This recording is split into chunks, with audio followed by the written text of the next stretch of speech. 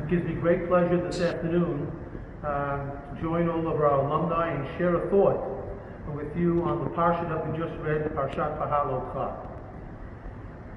The Torah discusses the mitzvah of Pesach Sheni, that an individual under certain circumstances is allowed and obligated to bring the Korban Pesach on the 14th day of the month of Iyar. And the way the Torah describes it is as follows: Ish ish ki yihiyeh tameh lo nefesh o b'derech rechoka. Somebody is tameh. We understand what that means. Cannot bring the korban on the originally scheduled day. He's pushed to Pesach Sheni. But what exactly does it mean, b'derech rechoka? How do you gauge a far distance? So there is a machlokes between Rabbi Akiva and Rabbi Eliezer in the Mishnah. Rabbi Akiva says, min hamodi'in ulechutz. If you are the equivalent of the distance from Modi'in to Yerushalayim, beyond that distance, you are defined as derech rechoka. Now, I am a frequent Modi'in visitor, have 2 children and several grandchildren there, so I know that as soon as I make the right turn onto 443 from the road from Modi'in, 2 seconds later there's a sign, Yerushalayim, 28 kilometers. So I know that min Modi'in ulechutz is 28 kilometers. If you're beyond that, you're exempt from Korban Pesach, from the first one. If you're within 28 kilometers, you're obligated to walk to Yerushalayim and offer the Korban on the first regularly scheduled day, Erev Pesach, 14th of Nisan. However, Rabbi Eliezer says that derech rechoka means you're standing right outside the doorstep of the Beit HaMikdash, but haven't stepped over it. What a bizarre interpretation of derech rechoka. And in fact, Rabbi Yossi pipes up and says that since there is a dot on the letter Hey of the word rechoka, that proves that Rabbi Eliezer is indeed correct. So I would like to share with you the Rav's explanation of both what Rabbi Eliezer is trying to teach us and how the dot somehow supports his opinion. Rabbi Eliezer believes that we're not worried about people physically being outside of Yerushalayim. If somebody walked to the Beit HaMikdash and doesn't take the step inside, he obviously is not ready to bring the korban. He's philosophically, psychologically, mentally outside, very, very far from the Mikdash. And what we require, what we expect on Erev Pesach is that a person understand what the role of the Korban Pesach is. It's your ticket of admission to the Beit HaMikdash 3 times a year. It demonstrates your connection to Am Yisrael, to the Tzibur. The halacha is that ein shoftin es haPesach al hayachid. Single individual can't bring a Korban Pesach. He has to join a group to demonstrate that he cares about the broader Am Yisrael and not only focuses on himself. So Rabbi Eliezer says, I'm not interested in distance from the Beit HaMikdash, physical distance. I want to talk to individuals who physically might be within proximity of the Mikdash, but they're not psychologically yet attuned as to what the Korban expects of them, why we demand annually a Korban Pesach.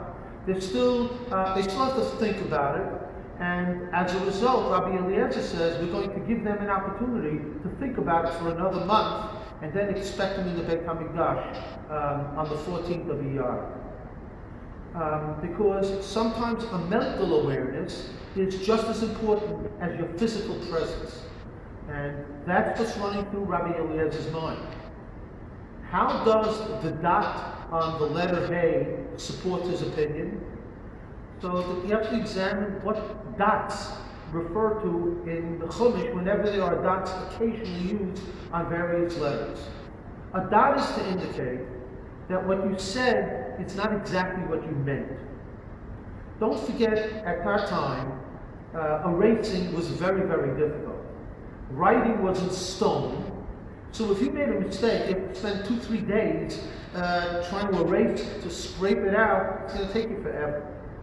So if you put a dot on a letter or all of the words, all of the letters in a word. It means think about it some other way. Don't focus on what that letter or that word signifies. I'll give you the most famous example.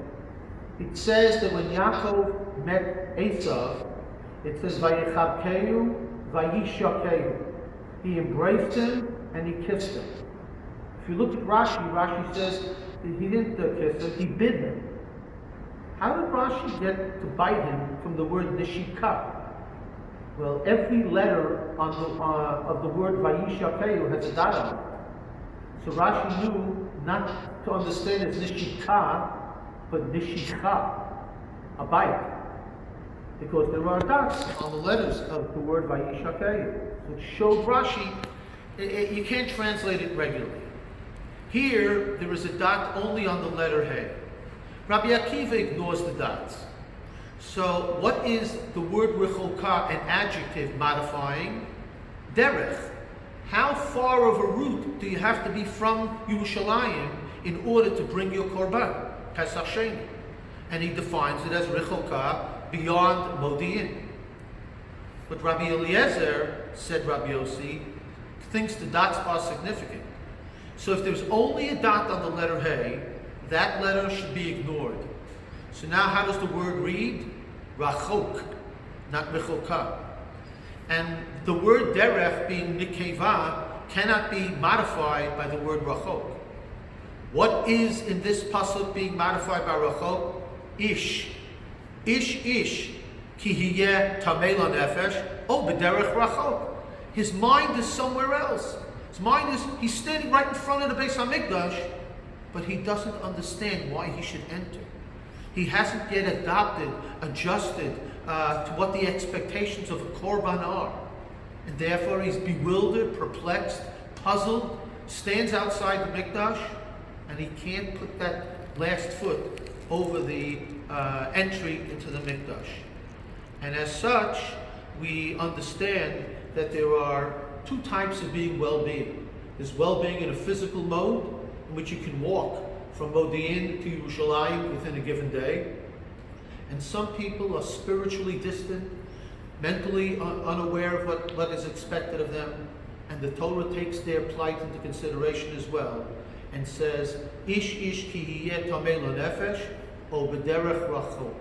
If your mind is somewhere else, we will understand. We're not going to compel you and coerce you to bring a korban if you're not ready for it, and we will give you an opportunity in another month. Hopefully you've had an opportunity to find oneself and make the adjustments to come to the Beis HaMikdash in a serious manner as it so richly deserves.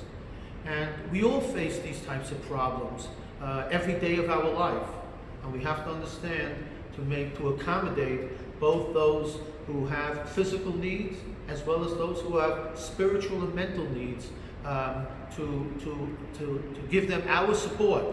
And we hope that all of you will be practicing this lesson of the Pesach Sheni and the Nikudah, the dot, going forward. It's been an absolute pleasure. Have a wonderful day.